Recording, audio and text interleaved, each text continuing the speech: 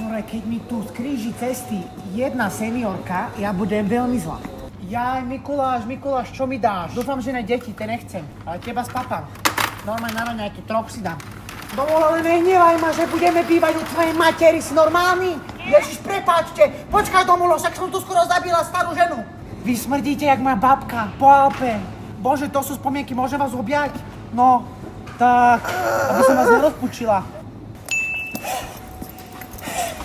More za toto ma neplatia.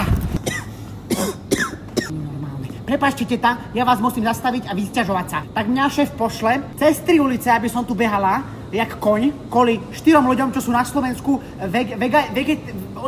vegáni. A ja teraz musím utekať kupovať alternatívne mliečka, lebo oni nevypijú, inak vybuchne im hlavička. Toto je moja sekcia.